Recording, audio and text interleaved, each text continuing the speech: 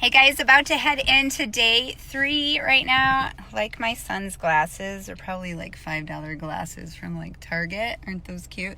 I break all my glasses. I don't know what the deal is. I always have like a like one of these pops off. So I clearly need to get better glasses. So I am downing my coffee because you cannot bring anything into this place. Like it is Light Fork Knox at the Caldwell Center in Garland. I'm not gonna lie. There are girls smuggling granola bars in their bra, like to get it in there because they want you to pay for their concessions or whatever it is. But today is gonna be so great. I feel like every time I go to something like this, Saturdays seems to be the day where you really dig deep, and I love deep. So this is all about eliminating your inner conflicts. And I feel like I have battles with what goes on upstairs all the time. I always have. I've always been somebody that has tried to learn and figure out how to quiet those voices down. I used to call it the gerbil in the cage. And one time I had a counselor tell me that it's an addiction. Like when you go round and round, like I would like have a thought and we go like round and round and I would keep perseverating on it. And she's like, that's an addictive pattern. And I was like, holy crap, it is. So that was really enlightening for me back then. It was probably about 10 years ago to really start to be aware of my thoughts and all of that kind of stuff. So anyway, I feel like I like being eye to eye, even though I don't even know who's watching this, but I'm really super excited because I think today's the deep work. And, sometimes you have to go down to the valley to just excavate all that stuff and see what you need to see, because we are really good at hiding things from ourselves.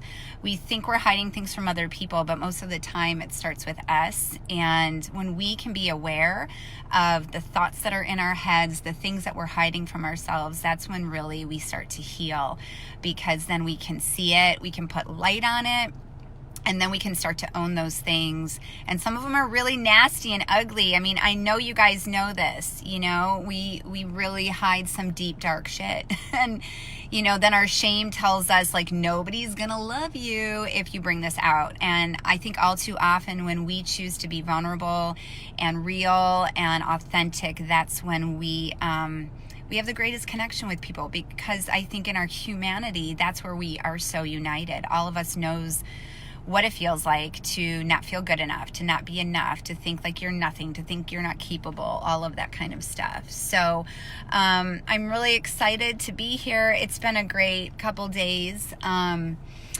Saturday's the deep day. Tomorrow is usually like the day of light, so it'll be really fun. 8,000 people in there. It's much different than the retreats I've been to, where you have just so much more, I think, intimacy with the people in a smaller group. And I like both. I think you gain value from both things. So it's good. I put a post out there. I have a permanent colostomy because of, I had colorectal cancer back in 2015, and I feel like I've been just in hiding. I've tried to get myself out there again, but it's something that, as a fitness and nutrition coach, it was really challenging for me to figure out who I was. Like I literally felt like I had an identity crisis for a really long time. So I think any of you that have been through some traumatic event, it doesn't matter what it is, but those moments where you're so uncertain of who you are.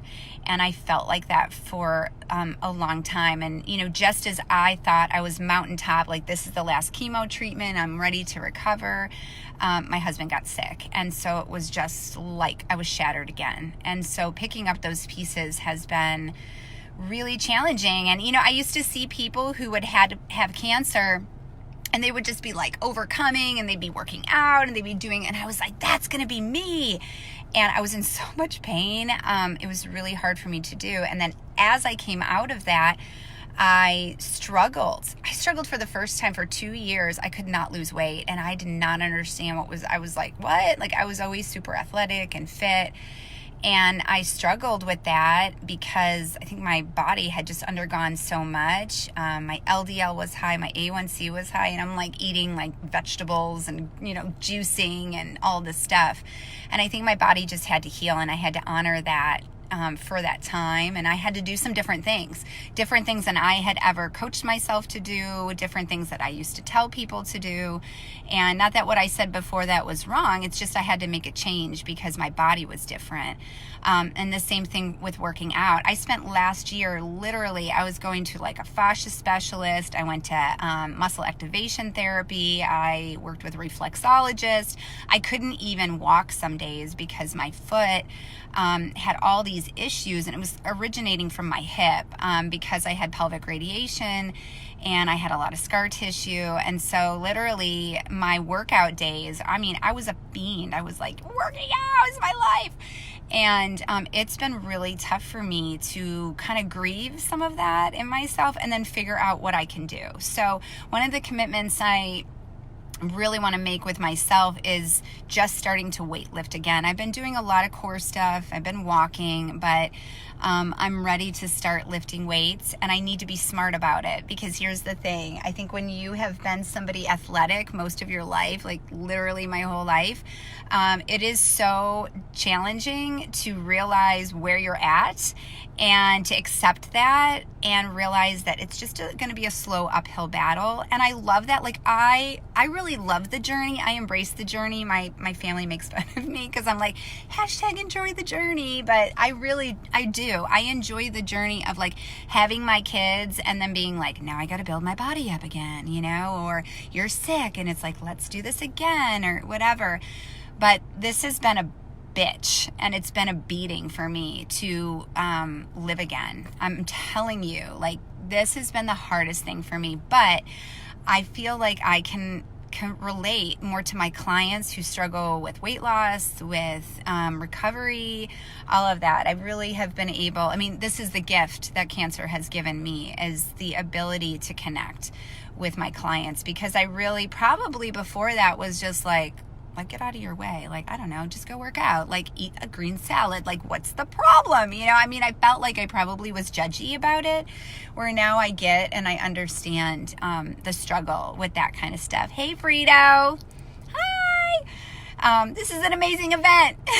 Everybody's like, Ladies Out Loud, what's that? I've been wearing my sweatshirt and telling people about the podcast network. It's going to be so good. I've made a lot of really good connections. So, I am just excited. So if anybody's watching this and you have a message, he just reminded me of this. We have a Ladies Out Loud podcast network. We're trying to build all female podcasts. So if that's you ladies and you have a message or you want your business to be spotlighted using podcast as your medium, connect with me, because we are putting together an all-female podcast to help women find their voice and learn to thrive in their lives. So, all right, I am going to go check this out. Tony should probably be on stage soon. I kind of missed some of the high energy stuff, but I was jamming to Paradise City by Guns N' Roses. I don't usually have trouble finding energy, as you can probably tell. I am high energy a lot of times. So, but I'm heading in there now, and I think my gals, we have like some seats together. I don't know if we have them or not, but hopefully we do. If not, I'll find a new place to sit and find new friends, because that's what I do. So, all right, you guys have an awesome Saturday.